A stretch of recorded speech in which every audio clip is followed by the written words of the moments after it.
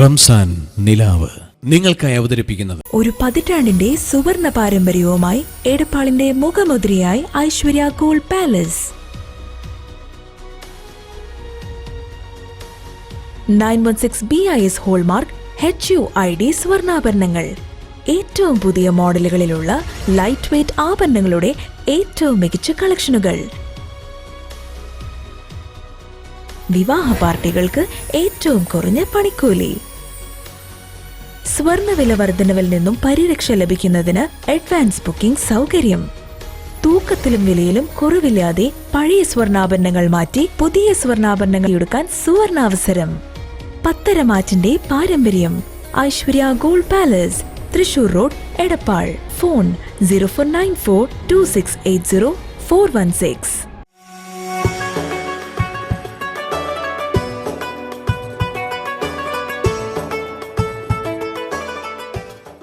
അസ്സലാമു അലൈക്കും വറഹ്മത്തുള്ളാഹി വബറകാതുഹു. ബിസ്മില്ലാഹ്. അല്ലാഹുമ്മ ലക്കൽ ഹംദു വമിൻകൽ ഫർജ് വഇലൈക്കൽ മുസ്താഖ് വഅന്തൽ മുസ്തആൻ വലാ ഹൗല വലാ ഖുവത ഇല്ലാ ബില്ലാഹിൽ അലിയ്യുൽ അലീം. ഏറെ സ്നേഹാദരവുകൾ നിറഞ്ഞ പ്രിയപ്പെട്ട പ്രേക്ഷകരെ, വിശുദ്ധ റമളാൻ അതിൻ്റെ മധ്യപത്തിൻ്റെ അവസാന ഭാഗത്താണ് നമ്മളുള്ളത്. പ്രിയപ്പെട്ടവരെ, ആഖിറ വിജയത്തെ പ്രത്യേകിച്ച് ചോദിക്കേണ്ടുന്ന ഒരു സന്ദർഭത്തിലാണ് നമ്മളുള്ളത്. മരണം മുതൽ തുടങ്ങുന്ന ജീവിതം, അതിനെപ്പറ്റി നമുക്ക് യാതൊരുവിധ ധാരണവുമില്ല. അള്ളാഹ് റസൂല് പറഞ്ഞതല്ലാതെ, വിശുദ്ധ ഖുർആൻ നമ്മെ പഠിപ്പിച്ചതല്ലാതെ വേറൊരു ധാരണയും നമുക്കില്ല. ഓരോരുത്തരുടെയും ആഖിറം, മരണം മുതൽ തുടങ്ങുന്ന ജീവിതം എന്താകുമെന്നുള്ളതിനെപ്പറ്റി നമുക്കൊരു പിടിയുമില്ല. നമ്മളൊക്കെ എപ്പോഴും പേടിക്കേണ്ടുന്ന, എപ്പോഴും അള്ളാഹുവിലേക്ക് മടങ്ങേണ്ടുന്ന ചിന്ത തരുന്ന ഒരു കാര്യമാണല്ലോ ആഖിറം. ഒരിക്കൽ മഹാനായ ഒരു സഹാബി സഹൽ റളിയല്ലാഹു അൻഹു മദീന പള്ളിയിലേക്ക് പേടിച്ച് കരഞ്ഞു ഓടി വരികയാണ്. നബിയേ, യാ റസൂലല്ലാഹ്. അള്ളാഹ് റസൂല് പ്രതിവചനം നൽകി, അസ്സലാമു അലൈക്കും യാ റസൂലല്ലാഹ്. റസൂലുള്ളാഹി സലാം മടക്കി. എന്താണ് സഹലേ നിങ്ങളിങ്ങനെ കരയുന്നത്? എന്തു പറ്റി സഹലേ എന്ന് ചോദിച്ചപ്പോൾ പറഞ്ഞു, നബിയേ, എനിക്ക് ഖബറോർത്തുകൊണ്ട് പേടിക്കുകയാണ് നബിയേ. ഖബറോർത്തുകൊണ്ട് ബേജാറായിട്ട് ഞാൻ കിടന്ന് കരയായിരുന്നു വീട്ടിൽ. ഒറ്റക്ക് കിടക്കണ്ടേ ആ ഖബറിൻ്റെ ഇരുട്ടറയിൽ, ഏകാന്തതയിൽ, ആരുമില്ലാത്ത ഇടത്ത് ഞാൻ ഒറ്റക്ക് കിടക്കണ്ടേ എന്ന് ആലോചിച്ചപ്പോൾ ഞാൻ സങ്കടപ്പെട്ടു എന്ന് പുണ്യനബിയോട് പറഞ്ഞപ്പോൾ റസൂലുള്ളാഹി സ്വല്ലല്ലാഹു അലൈഹി വസല്ലം തങ്ങൾ വിളിച്ചിരുത്തി ആശ്വസിപ്പിച്ചിട്ട് പറഞ്ഞു, സഹലേ, നീ സങ്കടപ്പെടേണ്ട സഹലേ, ആശങ്കപ്പെടേണ്ട സഹലേ, ഞാനൊരു കാര്യം നിനക്ക് പഠിപ്പിച്ചു തരാം. ഒരു 4 കാര്യങ്ങൾ നീ നിന്റെ ജീവിതത്തിൽ കൊണ്ടുവന്നാൽ, സൂക്ഷിച്ചാൽ നീ ആഖിറം വിജയിക്കും. ഖബറിനെ പിന്നെ ഭയപ്പെടേണ്ട. ഈ 4 കാര്യങ്ങൾ നിന്റെ ജീവിതത്തിൽ ഉണ്ടായാൽ മതി എന്ന് മഹാനായ പ്രവാചകൻ നബി മുഹമ്മദ് മുസ്തഫ സല്ലല്ലാഹു അലൈഹി വസല്ലം തങ്ങൾ പഠിപ്പിച്ചു കൊടുക്കുകയാണ്. എന്തൊക്കെയാണ് പ്രിയപ്പെട്ടവരെ ആ 4 കാര്യങ്ങൾ? അതാണ് ഇന്നത്തെ എപ്പിസോഡിൽ ചർച്ച ചെയ്യുന്നത്. ഒന്നാമത്, അല്ലാഹുവിൻ്റെ റസൂൽ സല്ലല്ലാഹു അലൈഹി വസല്ലം തങ്ങൾ പറഞ്ഞു, വഹ്ഫദ് ലിസാനക്, നീ നിന്റെ നാവിനെ സൂക്ഷിക്കണേ സഹലേ എന്ന്. ആഖിറം ഭയപ്പെടാതെ ജീവിക്കണമെങ്കിൽ ആദ്യം നീ ശ്രദ്ധിക്കേണ്ടത് നിന്റെ നാവിനെയാണ്. നാവ് കൊണ്ട് നല്ലത് മാത്രം പറയുകയും നല്ലത് മാത്രം നാവ് കൊണ്ട് സംസാരിക്കുകയും പാടുകയും ചെയ്യണേ സഹലേ എന്ന് വെച്ചാൽ നാവ് കൊണ്ടാണ് പലപ്പോഴും പല ആളുകളും നരകത്തിൽ പെട്ടുപോവുക. റസൂൽ സല്ലല്ലാഹു അലൈഹി വസല്ലം തങ്ങൾ പറഞ്ഞില്ലേ പ്രിയപ്പെട്ടവരെ, മിറാജിൻ്റെ രാത്രിയിൽ ഞാൻ യാത്ര ചെയ്തപ്പോൾ ഒരു വിഭാഗം സ്ത്രീകളെ കണ്ടു. കൂടുതലും കണ്ടത് സ്ത്രീകളെയാണ്. ആ സ്ത്രീകളെ ഞാൻ കണ്ട സന്ദർഭത്തിൽ ജിബ്രീലിനോട് ചോദിച്ച അടിസ്ഥാനത്തിൽ റസൂൽ നമുക്ക് പറഞ്ഞു തന്നില്ലേ, നരകത്തിൽ ഞാൻ കൂടുതലും കണ്ടത് സ്ത്രീകളെയാണ്. അവരവരുടെ നാവ് മോശമായതുകൊണ്ട് കടന്നുകൂടിയവരാണെന്ന് അഷ്റഫുൽ ഖൽഖ് നബി മുഹമ്മദ് മുസ്തഫ സല്ലല്ലാഹു അലൈഹി വസല്ലം തങ്ങൾ നമ്മെ പഠിപ്പിക്കുകയാണ്. അപ്പം നാവ് ശ്രദ്ധിക്കുക എന്നുള്ളത് വലിയൊരു സംഗതിയാണ്. നാവ് കൊണ്ട് ഈബത്ത് പറഞ്ഞാൽ, ഒരു സഹോദരന് ഇഷ്ടമില്ലാത്തത് പറയലാണ് ഈബത്ത്. അവൻ പൊരുത്തപ്പെട്ട് എന്നിട്ടില്ലെങ്കിൽ നമുക്ക് നരകമാണ് പ്രിയപ്പെട്ടവരെ. ഒരു മനുഷ്യൻ്റെ അമലുകൾ 7 ആകാശം കടന്നിട്ട് വേണം അള്ളാഹുവിൻ്റെ അടുത്തേക്ക് സ്വീകരിക്കാൻ വേണ്ടി എത്താൻ. ഓരോ ദിവസവും മഗ്രിബിൻ്റെ സമയത്ത് സുബഹിൻ്റെ സമയത്ത് ഇങ്ങനെ ഉയർന്നുകൊണ്ടിരിക്കുകയാണ്. എന്നാൽ ഒന്നാം ആകാശത്ത് നിന്ന് തന്നെ വൽരിബു ബിഹാദൽ ഹമലി ലിസ്വാഹിബിഹാ, ഇത് ചെയ്തോൻ്റെ മോന്തക്ക് വലിച്ചെറിയാൻ വേണ്ടി പറഞ്ഞിട്ട് മലക്കുകൾ ഒന്നാമത്തെ ചെക്ക് പോസ്റ്റിലുള്ള മലക്കുകൾ വലിച്ചെറിയുമെന്നാണ്. ആ ഒന്നാമത്തെ ചെക്ക് പോസ്റ്റിൽ ചെക്ക് ചെയ്യുന്നത് എന്താണ്? ഇവൻ ഇന്നത്തെ ദിവസം ഈബത്ത് പറഞ്ഞിട്ടുണ്ടോ എന്നാണ്. അപ്പൊ ഈബത്ത് വളരെ ഗൗരവമാണ്. മരിച്ചു കിടക്കുന്ന സഹോദരന്റെ പച്ചമാംസം തിന്നുന്നതിനോടാണ് അള്ളാൻ റസൂൽ ഗീബത്തിനെ ഉപമിച്ചത്. നമീമത്ത് ഏഷണി പറയാ, കളവ് പറയാ, ഇതൊക്കെ നാവിൻ്റെ ദോഷങ്ങളാണ്. വൈൻകാന മുറ എന്നാണ് ഹദീസിൽ കാണാൻ കഴിയുക. എത്ര കയ്പുള്ളതാണെങ്കിലും നിങ്ങൾ സത്യം മാത്രം പറയുക എന്ന് അള്ളാൻ റസൂൽ നബി മുഹമ്മദ് മുസ്തഫ സല്ലല്ലാഹു അലൈഹി വസല്ലം. റസൂലുള്ളാഹിയുടെ കുഞ്ഞുനാളിലെ പേര് അൽ അമീൻ എന്നായിരുന്നു. റസൂലുള്ള സത്യസന്ധനായിരുന്നു. രണ്ടാമത് അള്ളാൻ റസൂൽ സല്ലല്ലാഹു അലൈഹി വസല്ലം തങ്ങൾ സല്ലല്ലാഹു അൻഹുവിനോട് പറയുകയാണ്, വഹ്ഫളുൽ ബുതൂൻ, നീ നിന്റെ വയറിനെ സൂക്ഷിക്കണേ. നാവ് സൂക്ഷിക്കാൻ പറഞ്ഞ ഉടനെ പറഞ്ഞത് വയറിനെ സൂക്ഷിക്കാനാണ്. വയറ് സൂക്ഷിക്കുക എന്ന് പറഞ്ഞാൽ വയറ് കുറയാൻ വേണ്ടിയിട്ട് എക്സസൈസ് ചെയ്യണമെന്നല്ല പറഞ്ഞത്. വയറിലേക്ക് ഹറാമ് ചെല്ലുന്നതിനെ സൂക്ഷിക്കണേ സഹലേ എന്നാണ് അള്ളാഹു റസൂൽ സല്ലല്ലാഹു അലൈഹി വസല്ലം തങ്ങൾ പഠിപ്പിച്ചു കൊടുത്തത്. ഹറാമ് തന്നെയാണ്. ഒരു ദിവസം നമ്മൾ വീട്ടിൽ നിന്ന് പുറത്തിറങ്ങുമ്പോൾ ചിന്തിക്കണം, നമ്മൾ നമ്മുടെ മക്കൾക്ക് കൊടുക്കുന്ന ഭക്ഷണത്തിൽ ഒരു തരി പോലും ഹറാമ് കലരില്ല എന്നുള്ള ദൃഢനിശ്ചയം ചെയ്തുകൊണ്ടാകണം ഓരോ പിതാവും പുറത്തേക്ക് ഇറങ്ങേണ്ടത്. അള്ളാഹു തൗഫീക്ക് നൽകട്ടെ. പ്രിയപ്പെട്ടവരെ, മഹാനായ അബൂബക്കർ സിദ്ദീഖ് റളിയല്ലാഹു അൻഹു ഒരിക്കൽ വിശന്ന സമയത്ത് ഭൃത്യൻ സെർവന്റ് കുറച്ച് ഭക്ഷണം കൊണ്ടുവന്നു കൊടുത്തു. നല്ല വിശപ്പിന്റെ കാഠിന്യം കാരണത്താൽ പെട്ടെന്ന് ഭക്ഷണം കഴിച്ചു. പിന്നെ ചോദിച്ചത്, സാധാരണ മുമ്പ് ചോദിക്കും ഇത് ആരെ ഭക്ഷണമാണ്, അത് എവിടുന്നാ കൂടുന്നതെന്നൊക്കെ ചോദിക്കും. ഇത് വിശപ്പിന്റെ ഊക്കുകൊണ്ട് ആദ്യം ഭക്ഷിച്ചു പിന്നീടാണ് ചോദിച്ചത് ഇത് ആരുടെ ഭക്ഷണമാണ്. അപ്പോഴാണ് അതൊരു ശുഭത്തിന്റെ മുതലാണ്, സംശയമുള്ളൊരു ഭക്ഷണം. ഇതറിഞ്ഞ ഉടനെ അബൂബക്കർ സിദ്ദീഖ് റളിയല്ലാഹു അൻഹുവിന്റെ തലയിൽ ഫിക്ർ അടിച്ചു കയറുകയാണ്. പരലോക ചിന്ത കൊണ്ട് അവർ ചിന്തിച്ചിട്ട് പറഞ്ഞു, ഇത് ഹറാമാകാൻ സാധ്യതയുള്ള ഭക്ഷണമാണല്ലോ പടച്ചോനെ എന്ന് പറഞ്ഞിട്ട് വായിൽ കൈയിട്ടിട്ട് വൊമിറ്റ് ചെയ്തു, ഛർദിച്ചു മഹാനായ അബൂബക്കർ സിദ്ദീഖ് റളിയല്ലാഹു അൻഹു. വീണ്ടും അവരിങ്ങനെ ചിന്തിച്ചു, പടച്ചോനെ അത് ഹറാമാവാൻ സാധ്യതയുണ്ടല്ലോ, അതുകൊണ്ട് ഞാനിത് തിന്നാൽ നാളെ നരകത്തിൽ പോകാൻ സാധ്യതയുണ്ട് എന്ന് മനസ്സിലാക്കിയിട്ട് വീണ്ടും വായിൽ കൈയിട്ടിട്ട് വൊമിറ്റ് ചെയ്തു.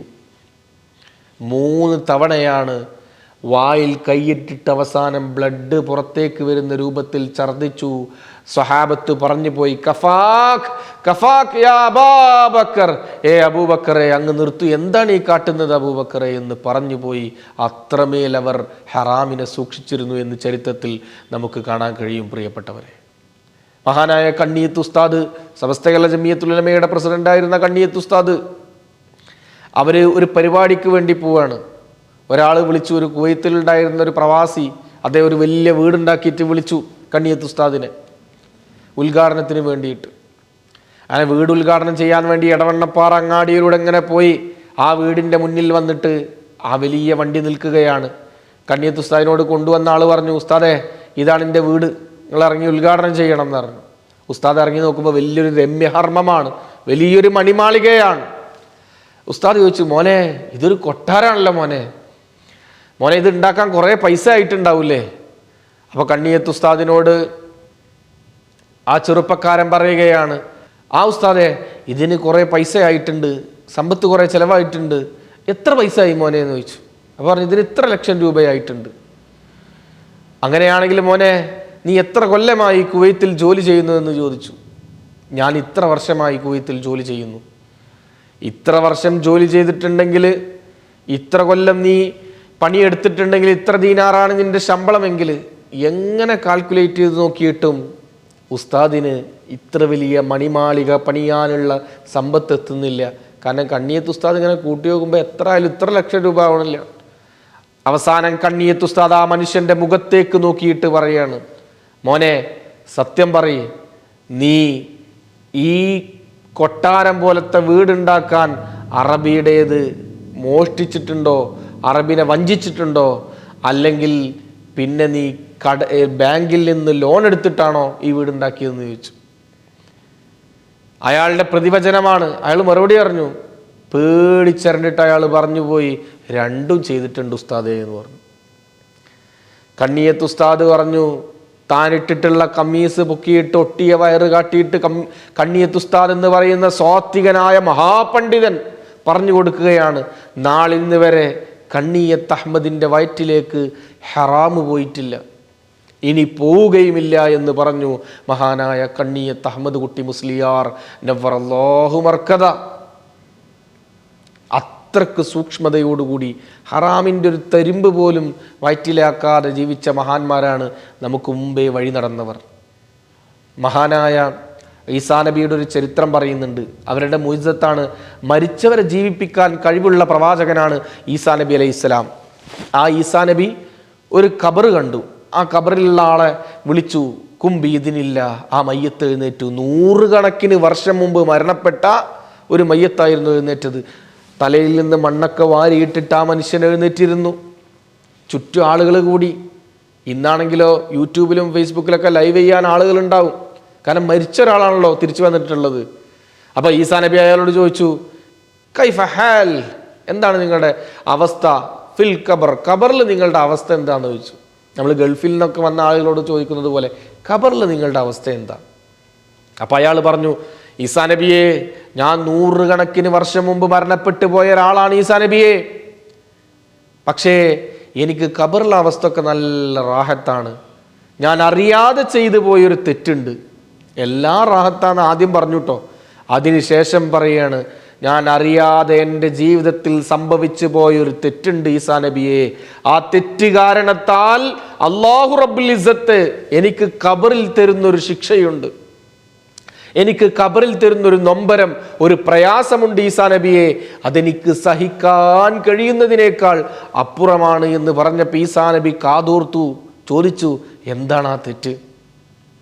ആ സമയത്ത് ആ മയ്യത്ത് 100 കണക്കിന് വർഷങ്ങൾക്ക് മുമ്പ് മരണപ്പെട്ടു പോയ ആ മനുഷ്യൻ വീണ്ടും പുനർജീവിതം ലഭിച്ച ആ മയ്യത്ത് പറയുകയാണ്, ആ മനുഷ്യൻ പറയുകയാണ് അയാളുടെ ചരിത്രം, ഞാനൊരു മരം വെട്ടുകാരനായിരുന്നു ഈസാ നബിയെ.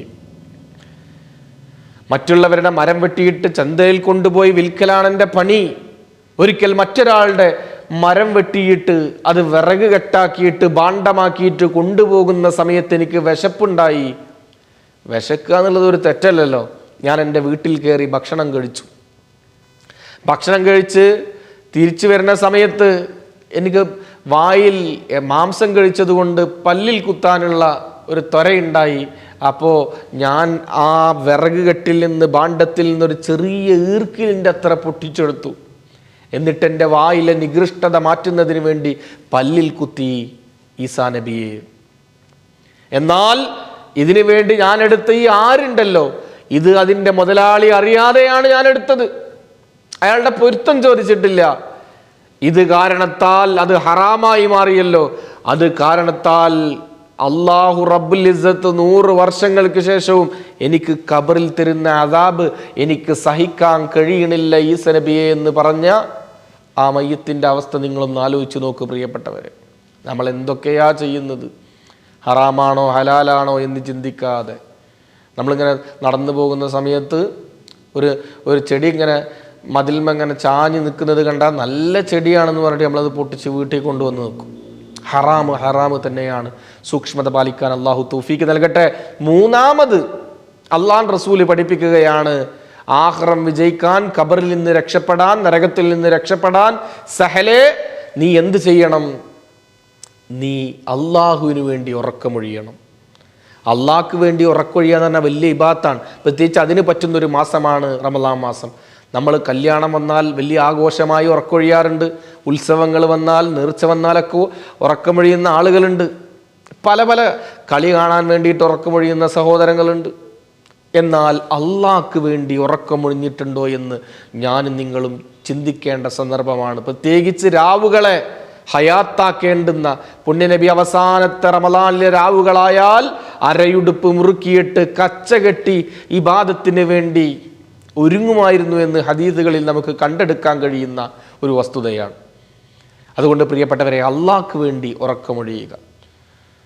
നാലാമതായിട്ട് സഅദ് റളിയല്ലാഹു അൻഹുവിനെ തലോടിക്കൊണ്ട് അല്ലാഹുവിന്റെ റസൂല് പറഞ്ഞു, അള്ളാഹുവിനെ ഓർത്ത് കരഞ്ഞോ സഹലേ, ആഖിറം രക്ഷപ്പെടാൻ അള്ളാഹിനെ ഓർത്ത് കരഞ്ഞോ സഹലേ എന്ന്. അള്ളാഹിനെ ഓർത്ത് കരഞ്ഞാൽ ലാ യൽജുന്നാർ മമ്പക്ക മിൻ ഖശിയത്തില്ല, പടച്ചവനെ ഓർത്ത് കരഞ്ഞാൽ അവൻ നരകത്തിലില്ല എന്നുള്ളൊരു കട്ടായ പ്രഖ്യാപനമാണ് പുണ്യ നബി മുഹമ്മദ് മുസ്തഫ സല്ലല്ലാഹു അലൈഹി വസല്ലമ തങ്ങൾ നടത്തിയിട്ടുള്ളത്. ഈ റമദാൻ അവസാനിക്കുന്നതിന് മുമ്പ് ഏകാന്തതയിൽ അള്ളാഹിനെ ഓർത്ത് കരഞ്ഞാൽ അവന് നരകമില്ല. അള്ളാഹു തൗഫീക്ക് നൽകട്ടെ. മാത്രല്ല അർശിൻ്റെ തണൽ ലഭിക്കുന്ന, അള്ളാഹുവിൻ്റെ തണലല്ലാത്ത ഒരു തണല് മഹ്ശറിൽ ഇല്ലല്ലോ പ്രിയപ്പെട്ടവരെ.